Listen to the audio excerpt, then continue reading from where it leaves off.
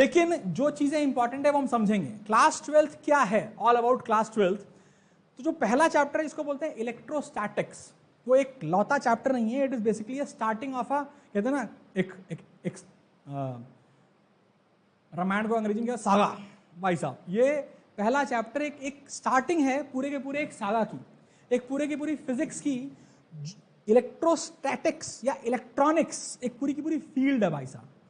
पूरी की पूरी बीटेक होती है केवल पहले 4 चैप्टर से, जो तुमको मैं पढ़ाऊंगा पहले 4 चैप्टर से। बीटेक, एमटेक, पता नहीं क्या क्या होता है, पीएचडी होती है। आज की डेट में सबसे ज्यादा काम अगर किसी फील्ड में हो रहा है तो दैट इज इलेक्ट्रॉनिक डिवाइसेस, जो कि फिजिक्स में ही है, लेकिन वो सबसे लास्ट यूनिट है। तो अपने को फंडा क्लियर होना चाहिए भाई कि पढ़ना क्या है, क्या क्या होना चाहिए। तो सबसे पहले आप समझिए, क्लास 11 की फिजिक्स का बेसिक सबसे बड़ा जो क्लासिफिकेशन है वो है इलेक्ट्रोमैग्नेटिज्म। क्या है? इलेक्ट्रोमैग्नेटिज्म। कई सारे स्कूलों में मेरे को किसी बच्चे ने भेजा भी था, उन लोगों ने पूरा लिखवा है कि क्या क्या चैप्टर्स अवेलेबल हैं, क्या पढ़ाए जाएंगे। मैं उस तरीके से नहीं बताऊंगा, मैं आपको 2 हाफ में बताऊंगा physics. The first half of the physics is electromagnetism and this will be at least, हम इस पूरे के पूरे टॉपिक को 4 मंथ्स पढ़ेंगे। 4 मंथ्स मतलब अप्रैल आधा खत्म हो गया, मई, जून, जुलाई, अगस्त, सितंबर 15 तक ये खत्म होगा, या ऑलमोस्ट सितंबर भी खत्म हो सकता है इतने पार्ट में। अब इतने पार्ट में क्या क्या आता है? इतने पार्ट में आता है कहानी ऑफ चार्ज। किसी कहानी भाई साहब? चार्ज। हम जिस चार्ज अंकल को जानते हैं उनका नाम है इलेक्ट्रॉन। हम प्रोटॉन को जानते हैं, लेकिन प्रोटॉन भैया बोलते हैं देखो हमको अभी नहीं पढ़ना, सेकेंड हाफ में पढ़ेंगे। मतलब होता है ये पिक्चर का पहला हाफ, एक पिक्चर का दूसरा हाफ है। पहला हाफ अल्टीमेट इंटरेस्टिंग है, दूसरा हाफ अल्टीमेट बोरिंग है। बता रहा हूँ तेरे को मैं, फिजिक्स ऑफ क्लास 12 उन लोग के लिए बोरिंग है जिनको याद करने में डिफिकल्ट होती है। बहुत सारे लोग को होती होगी। कितने लोग को याद करने में बहुत डिफिकल्टी होती है? मेरे को भी होती है, इसलिए बहुत बोरिंग है। बहुत क्या याद करना है? एक्सपेरिमेंट्स याद करने पड़ेंगे। लेकिन उनको याद करने का तरीका ये होगा कि हम उन एक्सपेरिमेंट्स को, मैंने काफी कुछ अरेंजमेंट अभी ऑलरेडी कर लिया है। सेकेंड हाफ की बात हम सेकेंड हाफ में करेंगे, पहले पिक्चर का पहला हाफ बात करते हैं, और वो हाफ का नाम है इलेक्ट्रोमैग्नेटिज्म, जिसमें हम केवल चार्ज के बारे में बात करेंगे। भाई साहब, क्लास 11th में जो कुछ पढ़ा था वो सब कुछ फील हो सकता था। V = U + 80 हो, छत से गिर जाओ, एक्सेलरेशन ड्यू टू ग्रेविटी हो, चाहे वो पंखे की स्पीड की वजह से तुम्हें जो थर्मोडायनेमिक्स की वजह से जो हवा फील हो रही है, ठंड लग रही है, या कोई भी और कहानी हो, जो कुछ तुम फील कर सकते थे वो मैंने आपको पढ़ाया। फॉर एग्जाम्पल, मैं जब बोल रहा हूं तो कौन सी वेव्स? अबे साउंड वेव्स, ट्रांजिशन। कौन है ये? साउंड वेव्स, हाँ या ना? साउंड वेव्स कौन सी वेव्स होती हैं? ट्रांसवर्स की लॉन्गिट्यूडनल? सर हम 11th पास कर चुके हैं, हमें कुछ याद नहीं है। ऐसा कुछ है क्या? लॉन्गिट्यूडनल बेटा, लॉन्गिट्यूडनल वेव्स क्या होती है मैं वो नहीं पूछूंगा, ज्यादा हो जाएगा। लेकिन वो सब कुछ जो तुम फील कर सकते हो जनरल लाइफ में, कि अगर पेन को छोड़ दो तो नीचे ही गिरता है, वो क्लास 11th की फिजिक्स डिफाइन करती है। तुम कुछ भी बोलो, उसका जो रियल कारण होगा कहीं ना कहीं क्लास 11th की फिजिक्स में बताया गया होगा। क्लास 12 की फिजिक्स में सारे कारणों को डिफाइन करने वाला बंदा है इलेक्ट्रॉन। और तुमने इलेक्ट्रॉन को देखा? मैंने इलेक्ट्रॉन को देखा? हम में से किसी ने भी इलेक्ट्रॉन को देखा? और ना ही देखोगे। बहुत अच्छी किस्मत हुई तो फील कर लोगे, लेकिन इलेक्ट्रॉन को देखोगे नहीं। बहुत अच्छी किस्मत हुई भैया, तुमने कहीं पीएचडी कर ली फिजिक्स में, तो हो सकता है तुम कहीं इलेक्ट्रॉन्स पे काम करो तो तुम इलेक्ट्रॉन को देख लो, लेकिन इसकी चांसेस 0.01% ही हैं। तो जिस बंदे को देखना ही नहीं है, वो बंदा बोलता है मैं 4 महीने पढ़ूंगा। 4 महीने तुम मेरे बारे में पढ़ोगे, लेकिन मुझे मिलोगे कभी नहीं। हाँ? कौन भैया? अक्षय चौहान कौन है? अक्षय चौहान कौन है? तू? कौन आ रहा है? या देख, कोई तरह से मिलना है। घर से कोई है कि दोस्त है कोई? कौन है? घर से कोई है इनके? जा भैया जल्दी जा। ओके, तो क्या हुआ, इन भैया के बारे में पूरा 4 महीना पढ़ना है। ये भैया बोलते हैं कैसे पढ़ना है, सुनो ध्यान से। सबसे पहला टॉपिक जो इसमें आता है, ये लिखना है जो मैं बना रहा हूं, अपनी कॉपी में लिखना आराम से, मैं समय दूंगा। सबसे पहला टॉपिक या सबसे पहला चैप्टर जो है वो है electro means charge and statics.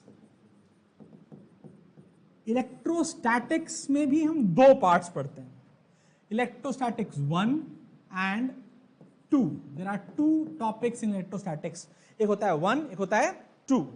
Electrostatic 1 कुछ और नहीं, क्लास 11th की मैकेनिक्स प्लस कूलम्स लॉ है, अभी बताएंगे।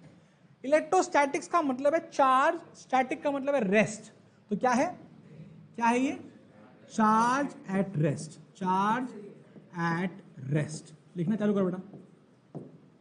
इलेक्ट्रोस्टैटिक्स में हम पढ़ेंगे charge will be at rest, it could be charge at relative rest, वो फंडे हमें क्लियर है। अगर मैं चार्ज को लेकर के गाड़ी में बैठ जाऊं और चलना दौड़ना चालू कर दूं, तो हम इलेक्ट्रोस्टैटिक पढ़ेंगे या इलेक्ट्रोडायनेमिक्स पढ़ेंगे? अगर हम चार्ज को लेकर जेब में रख लूं और गाड़ी में बैठ जाऊं और भागूं, स्टैटिक, क्योंकि वो मेरे रिस्पेक्ट में रेस्ट है। तो when charge is at rest, भाई साहब इलेक्ट्रोस्टैटिक्स बंदा आता है। इलेक्ट्रोस्टैटिक्स पूरा बहुत बड़ा टॉपिक, कम से कम नेक्स्ट 1 महीना हम केवल इलेक्ट्रोस्टैटिक्स 1 एंड 2 पढ़ेंगे। अप्रॉक्सीमेटली 1 महीना जो हमारा जाएगा वो इलेक्ट्रोस्टैटिक्स 1 एंड 2 में जाएगा। डोंट वरी कि इलेक्ट्रोस्टैटिक्स 1 में ही पढ़ते रहेंगे तो भाई साहब बाकी कब पढ़ेंगे। सुन इसमें क्या क्या आएगा। इलेक्ट्रोस्टैटिक्स 1 में सबसे इंपॉर्टेंट जो आप पढ़ोगे वो पढ़ोगे कूलम्स लॉ। कौन सा law?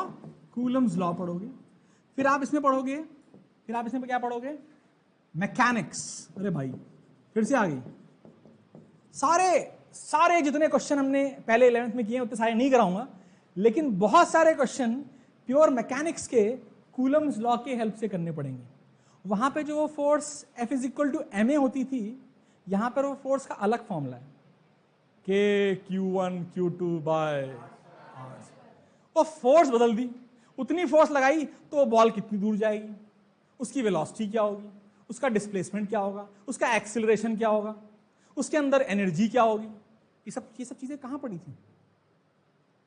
Velocity, acceleration, displacement, energy, mechanics, pure mechanics. एक चार्ज लिया, रस्सी में पकड़ा, घुमा दिया, जुम जुम जुम जुम जुम, तो उसकी एंगुलर वेलोसिटी क्या होगी, सर्कुलर मोशन, हाँ या ना, रोटेशनल मोशन, कुछ भी हो सकता है, डोंट वरी अबाउट इट। लेकिन डिफिकल्ट कुछ नहीं होगा क्योंकि बहुत छोटे छोटे क्वेश्चन कराऊंगा। इसमें मैकेनिक्स के साथ मैथ्स के क्वेश्चन आएंगे, प्योर मैथ्स के क्वेश्चन, जो कि सारे कॉम्पिटिशन वाले पूछते हैं, तो मैं कराऊंगा। ये तो हो गया बेसिक पहला पार्ट। फिर आप पढ़ोगे इलेक्ट्रिक फील्ड। क्या पढ़ोगे? Electric field. इसी टॉपिक में आपका है इलेक्ट्रिक फील्ड। बोलो यस और नो। फिर आप पढ़ोगे इलेक्ट्रिक फील्ड, पढ़ने के बाद आप पढ़ोगे electric potential. Electric potential, and these will all make electrostatic 1। क्या होगा ये? इलेक्ट्रोस्टैटिक्स 1। आवाज। This is your NCERT first 2 chapters. ये जो आपके सामने लिखे हैं ये एनसीईआरटी के पहले 2 चैप्टर हैं बेटा, ध्यान दो। आपने अगर नोटिस किया हो, किसी ने अगर किताब खोल के देखी हो, तो एनसीईआरटी में फर्स्ट 2 चैप्टर्स यही हैं। बोल बेटा, कोई क्वेरी? ओके। फिर आएगा इलेक्ट्रोस्टैटिक्स 2। क्या आएगा? इलेक्ट्रोस्टैटिक्स 2 जो होगा उसमें एक लॉ पढ़ोगे, उस लॉ का नाम है, पढ़ा दिया गया स्कूल में, गॉस लॉ। कितने लोग के स्कूल में गॉस लॉ तक पहुंच गए हैं? बहुत दुख की बात है, तूने कुछ पढ़ाया नहीं गया इसका मतलब। मैथ में, मैथ्स का गॉस लॉ अलग है, ये गॉस लॉ अलग है बेटा। तो ये मैं बात कर रहा हूँ फिजिक्स के गॉस लॉ की, ये पढ़ाया नहीं होगा, अभी पहुंच ही नहीं सकते यार यहाँ तक, इतना पढ़ा दिया गया। सर चैप्टर 1 कंप्लीट हो गया। Gauss law. गॉस लॉ में क्या पढ़ोगे? पढ़ोगे एरिया वेक्टर। एरिया वेक्टर, ये मैं बता रहा हूं पूरा का पूरा तेरा पहला 1.5 महीना क्या गुजरने वाला है, 1.5-2 महीना। फिर तो क्या पढ़ेगा? एरिया वेक्टर के बाद पढ़ेगा application of Gauss law. Application of Gauss law बेटा। लेकिन इन सब में एक चीज कॉमन होगी कि जो चार्ज अंकल होंगे बोलेंगे भाई साहब मैं मूव नहीं कर रहा, मैं तो रेस्ट पे हूं। क्या हमें इतना क्लैरिटी हो गई कि नहीं हो गई? जब तक चार्ज रेस्ट पे है विल स्टडी इलेक्ट्रोस्टैटिक्स। फिर चार्ज बोलता थोड़ा धीमे धीमे चल के देखते हैं। क्या करते हैं? थोड़ा धीमे धीमे चल के देखते हैं, यानी एक और फील्ड आती है, अगला टॉपिक आता है। अगला टॉपिक कहलाता है करंट इलेक्ट्रिसिटी। करंट इलेक्ट्रिसिटी, रुको जा अभी। इसके बाद सबसे लास्ट को लिखना भूलिएगा, एक बहुत इंपॉर्टेंट इक्विपमेंट। सबने रेजिस्टेंस का नाम सुना है, ρL/A, क्लास 10th। अब आएगा अब आएगा, अबे मैं घुसा मार दूं, capacitance. Capacitance very very important, and this is your first 2.5 chapter approximately. Capacitance third में, एनसीईआरटी के थर्ड चैप्टर में कि सेकंड चैप्टर में, वो देख लेना आप। ये आपका जो भी एग्जाम होगा 1 महीने बाद, वो इन पूरे के पूरे, ये पूरा का पूरा पूछूंगा मैं, ठीक है भाई साहब। हर क्लास के बाद you will have a test, बताया था मैंने आपको, 10-15 मिनट का टेस्ट होगा, वो अवेलेबल रहेगा पेपर बहुत 1-2 घंटे तक, हर क्लास के बाद होगा, मैंडेटरी होगा, ठीक है भाई। हर Sunday you will have a test of 45 minutes offline, यहीं पर जब मैं क्लास खत्म करूंगा उसके बाद 10-15 मिनट का ब्रेक, और उसके बाद टेस्ट हुआ करेगा, that will be offline. Clarity इस बात की है? कोई क्लास मिस करेगा, टेस्ट मिस करेगा तो ओके टाटा बाय बाय हो जाएगा भाई साहब, ठीक है। अभी जो कहानी है, इतना सब कुछ लिखा हुआ है कि तेरा पहला पार्ट है जहां चार्ज मूव नहीं करता, and it is a beautiful physics. मैं ऐसे बहुत सारी चीजें, ऐसे बहुत सारे एक्सपेरिमेंट हम क्लास में करेंगे जहां पर आप इलेक्ट्रोस्टैटिक्स को फील करेंगे। किसी ने कभी इलेक्ट्रोस्टैटिक चार्ज फील किया है क्या? कहां? ऐसे करके वो छोड़, किसी कभी नायलॉन की शर्ट होती है ना, वो एडिडास वगैरह की, जैसे इसने पहन रखी है, इन शर्ट्स में या इन कपड़ों में क्या होता है, मस्त रात के अंधेरे में शीशे के सामने खड़े हो जाओ, ऐसे से करो तो मस्त यू विल सी स्पार्क्स। अबे कुछ नहीं होगा, मस्त लगे देखने में, ये भाई साहब डिजाइन बन रही। कितने लोगों ने ये स्पार्क्स देखे हैं लाइफ में? ये भगवान, कितने लोगों ने वो करंट, वो झटका फील किया भाई साहब, कि कभी गए ऑफिस, स्कूल से घर आए और चलो मुंह धो लेते हैं, जैसे ही वो नलके को हाथ लगाया तो आराम से एक आवाज भी आती है, चट, और वो करंट लगता है, बहुत ज्यादा current. It is such a small current, but when I say it may produce thousands of volts of energy, thousands of volt, तो क्या छोटी बात है? बहुत बड़ी बात है। अगर हमारे पास अवेलेबिलिटी होगी तो हम ग्लास, अब देख ये जो कहानी है, इसको करने के लिए हमें इक्विपमेंट चाहिए होंगे, कि हम एक छोटी सी रॉड लाएं और एक तरफ कोई बच्चा पकड़े, एक तरफ मैं पकड़ूं और वो रॉड जल जाए, मजे आ जाए। जल जाए मतलब ग्लो हो जाए, जल जाए मतलब ग्लो वाले, तो जलना मतलब बर्न नहीं, ग्लो होना। तो भाई साहब कैसे? इलेक्ट्रोस्टैटिक चार्ज की वजह से। तो डोंट वरी, कल की क्लास में मैं आर्यन के ऊपर इलेक्ट्रोस्टैटिक चार्ज प्रोड्यूस करके दिखाऊंगा, जबरदस्त वाला, ठीक है भाई। और we will feel that. Aryan कल जूते पहन के आना, कोई ऐसे जूते जिनके रबर सोल हो, ठीक है, इतना करना है बस। And when you will feel that, वो जो झटका है, सबने फील किया है? कोई ऐसा खुशनसीब भी है जिसने जिंदगी में इलेक्ट्रोस्टैटिक चार्ज नहीं फील किया? कोई है ऐसा? तुझे कैसे पता उसके बारे में? कभी जिंदगी में वो जो चार्ज आपके हाथ से वो किसी मेटल नॉब पे जब ट्रांसफर होता है तो वो जो झटका लगता है, सबने फील किया लाइफ में? कभी सबने स्पार्क देखा है लाइट में? रात में कभी स्पार्क देखी है? ठंडियों में मस्त रजाई में कभी देखा जूम लाइन बनती है हाथ, कैसे? Charge. And that charge could be good amount of charge. वो चार्ज वैल्यू ही इतनी ज्यादा हो जाती है कई बार नेचर में कि लाइटनिंग स्ट्राइक्स होती हैं। भाई साहब, millions of volts energy, millions of volts of charge कहां से? अपर एटमॉस्फेयर से अर्थ की तरफ ट्रैवल करता है, और जब वो ट्रैवल करता है तो वो भूल जाता है कि भाई air is a insulator. Air क्या है? इंसुलेटर में स्पार्क प्रोड्यूस करना आसान होगा कि मुश्किल होगा? बहुत मुश्किल होगा भाई साहब। लेकिन क्या घर में भी स्पार्क प्रोड्यूस होता है कि नहीं होता है? तो कहां से मिलियन ऑफ वोल्ट घर में तो नहीं आते? नहीं होता। अभी मेरे पास वो नहीं है कुछ लोहे वाला टॉप। कभी घर में टॉप जब लगाते हैं तो कभी लगता नहीं स्पार्क निकल रहे हैं। बेटा एयर में तुझे स्पार्क दिखाई दे रहा है? Air is a bad conductor, अब the worst conductor of electricity भाई साहब। लेकिन फिर भी तुम्हें स्पार्क दिखाई देता है। तो कैसे? एयर में कैसे चार्ज प्रोपोगेट करता है? It is a charge which is electrostatic in nature. फिर से समझना, इलेक्ट्रोस्टैटिक चार्ज जब बोलता है बहुत हो गया भाई, बहुत बैठ लिया मैं, थोड़ा टहल के आते हैं, हल्का सा टहल के आते हैं, थोड़ा सा यहां से वहां इतू जाते हैं, तो बनाता है वो current electricity chapter. One of the most favourite chapters of all competitive exams. इस पूरे चैप्टर को 10 क्लास पढ़ोगे कम से कम। 10 class is approximately a month. ये इतना इंपॉर्टेंट है। इसमें बहुत सारे लॉज हैं, will not deal with that. लेकिन यहां पर चार्ज जस्ट स्टार्ट्स मूविंग। जैसे ही चार्ज मूविंग होगा, चैप्टर का नाम क्या हो जाएगा? फिर ये 2 चैप्टर पर खत्म हो जाएंगे, और ये बेसिकली एनसीईआरटी के पहले 4 चैप्टर्स हो गए इतने। फिर आएगा मैग्नेटिज्म। क्या आएगा? मैग्नेटिज्म बोलता है व्हेन चार्ज इज मूविंग, जो चार्ज अगर क्या हो? Moving charge, moving with constant speed. अगर चार्ज कांस्टेंट स्पीड से ट्रैवल करे, will have the phenomena of creating magnetic field. तुम्हें पता है कि नहीं पता है? क्लास 10th में पढ़ा होगा ऑस्टेड एक्सपेरिमेंट। जब कंडक्टर के थ्रू करंट फ्लो करता है तो कंडक्टर के अगल बगल मैग्नेटिक फील्ड प्रोड्यूस होती है। टू रिमेंबर, उसने एक कार्डबोर्ड लगा, हाँ, right hand rule, left hand नहीं, Fleming's left hand rule, right hand rule के फैराडेज राइट हैंड रूल, बहुत सारे थे। वो सारे right hand left hand rule के नाम हम याद नहीं रखेंगे, हम याद रखेंगे A क्रॉस B। ये क्या होता है?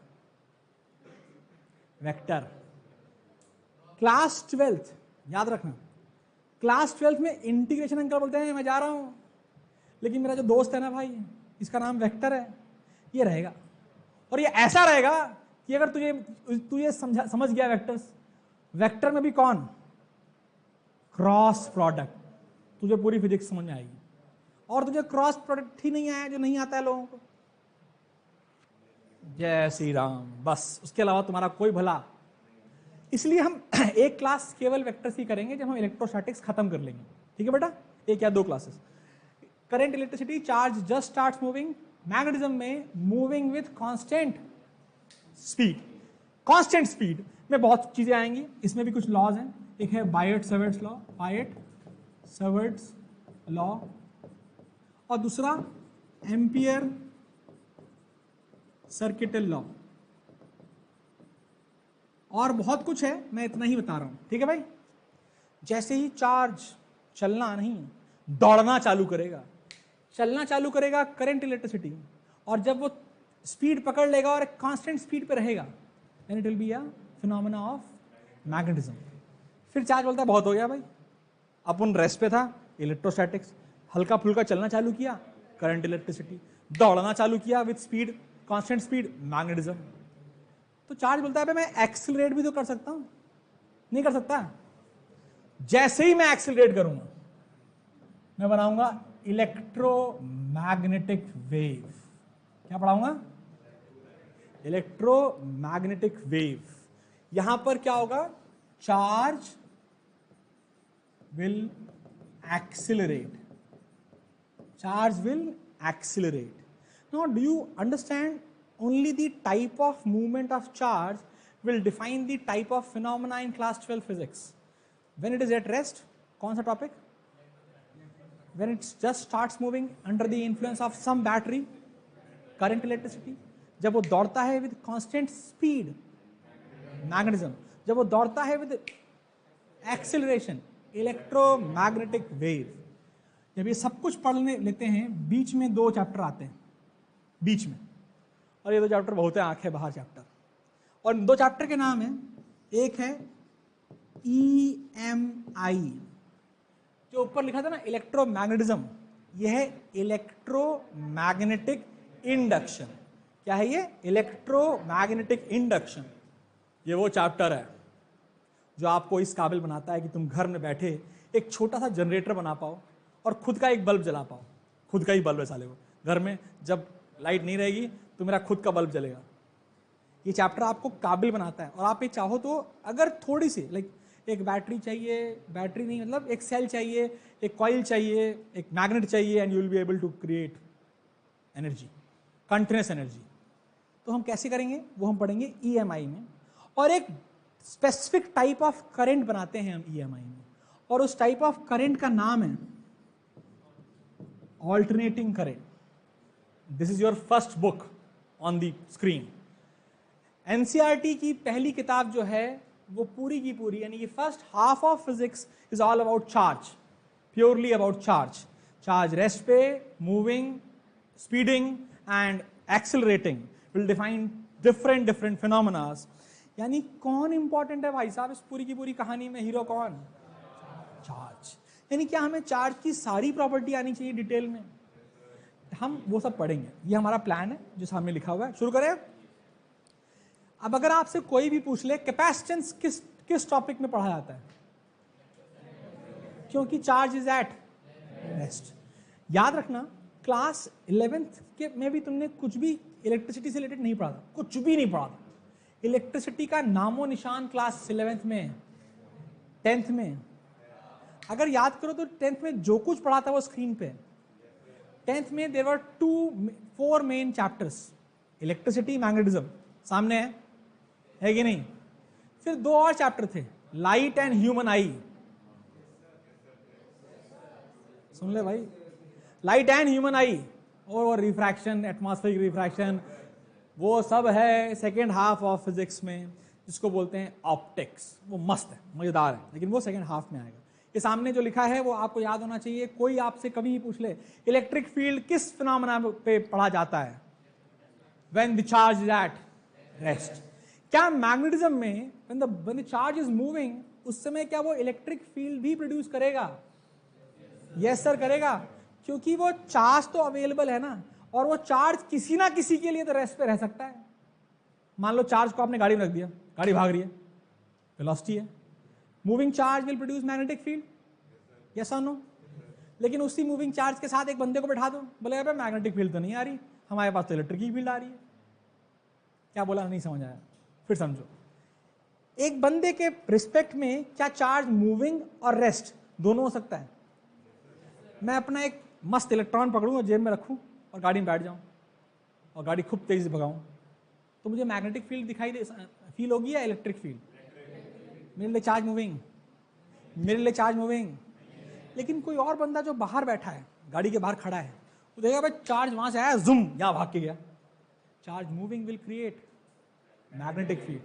तो यानी कि एक चार्ज जब मूविंग होता है तो वो किसी के लिए तो रेस्ट पे होता है, और जिसके लिए वो रेस्ट पे वहां पे क्या बना के देगा? Electric field. रेस्ट पे जिसके लिए इलेक्ट्रिक फील्ड, मूविंग जिसके लिए वो। इसीलिए एक चार्ज, एक मूविंग चार्ज दोनों प्रोड्यूस करता है, इलेक्ट्रिक फील्ड भी और मैग्नेटिक, बहुत कुछ। हाँ एग्जैक्टली, एक्सिलरेशन बड़ा जबरदस्त कहानी है। ईएम वेव्स, जितने लोग बच्चे बायो वाले हो, ईएम वेव्स में एक वेव आप पढ़ते हो जिसका नाम है एक्सरेज। कितने लोगों ने जिंदगी में एक्सरेज देखी है? बहुत बढ़िया। ये सारे एक्समैन हैं, जितने बच्चे बैठे हैं ना जिन्होंने एक्सरे देखी है, सारे एक्समैन है भाई? तूने कहाँ देख लिया एक्सरे? अबे हाथ टूटा, तूने एक्सरे करवाया होगा। एक्सरेज देख कैसे ली तूने? एक्सरेज करवाया होगा बेटा। वो बोलते हैं अंकल जी हाथ यहाँ रख दो, वो अंदर जाते हैं, इट इज वेरी सेफ, वो खुद अंदर भाग जाते हैं, इट इज वेरी सेफ। फिर वहां आके कुछ करते हैं, ऐसे आवाज आती है, बस बोलते हो गया, it is like a matter of 1 second, वो हो जाता है। हाँ फोटो से खींचते। तूने एक्सरेज नहीं देखी है, तूने एक्सरे देखा है, दोनों बातें अलग हैं। एक्सरेज वो रेज हैं जो उस बीम से निकलते, उस टॉर्च जैसी चीज से निकलती है। तो एक्समैन है ना, वैष्णव एक्समैन, एक्सरेज देख सकता है, कोई नहीं कोई इंसान एक्सरे, अबे X rays do not belong to visible region of light. Electromagnetic जो वेव्स है बेटा, उसमें सब कुछ है, अल्ट्रावायलेट है, इंफ्रारेड है, एक्सरेज है, रेडियो वेव्स हैं। तुम इनको देख, बैट्स देख सकते हैं, चमका दो, मतलब कुछ अलग वो फील कर सकते हैं, देखते नहीं है, फील कर सकते हैं। मेरी बात सुन, nobody can see X-rays, but X-rays are produced by accelerating charge particle। तो होता क्या है, आपका हाथ टूट गया, उसने रखा ऐसे, जब भी आपके हाथ को रखते हैं तो नीचे एक वो रखते हैं बोर्ड टाइप का, और उस बोर्ड में एक फिल्म टाइप की होती है, वो रखते हैं ऐसे और बोलते हैं यहाँ रख दो भाई साहब, अभी एक्सरे खिंच जाएगी आपकी। तो जो बीम से कौन निकलता है? बीम से निकलते हैं electrons, high speed moving electrons निकलते हैं, आते हैं आपके हाथ पे टकराते हैं, और हाथ पे टकराने के बाद वो कहाँ जाते हैं? उस प्लेट पे जाते हैं, which is made up of metal. उसके अंदर मेटल की फ्रेमिंग होती है, प्लेट होती है। तो जैसे ही वो मेटल पे गिरते हैं तो उनकी स्पीड होती है, और जैसे ही वो मेटल पे गिरते हैं तो उनकी स्पीड बहुत तेजी से घटती है। अगर स्पीड घटेगी तो वो रिटार्ड होंगे कि नहीं होंगे? मूविंग चार्ज अगर रिटार्ड होगा मतलब एक्सेलरेट हो रहा है किसी टाइप का, इट विल प्रोड्यूस एक्स-रेज। क्या बोला मैंने? मूविंग चार्ज को तुम रोको या दौड़ा दो तेज, you will produce electromagnetic waves. What are electromagnetic waves? These are combinations of electric field and magnetic field. Electric field और मैग्नेटिक फील्ड को मिला के जो वेव्स बनती हैं उनको क्या बोलते हैं? जो तुम्हारे जितने बल्ब लगे हुए हैं यहाँ पर, ये सबके सब इलेक्ट्रोमैग्नेटिक वेव छोड़ रहे हैं। इलेक्ट्रोमैग्नेटिक वेव सनलाइट से आती हैं। जितनी भी लाइट आप देख पा रहे हो वो किसी ना किसी फॉर्म में इलेक्ट्रोमैग्नेटिक वेव है। याद रह पाएगा सबको? जो सामने लिखा है छाप लिया है बेटा? Ampere circuital law, ACL, ampere circuital law की जरूरत नहीं है नाम लिखने की। नाम लिख लो, मतलब अभी क्या होता है वो जानने की कोई जरूरत नहीं।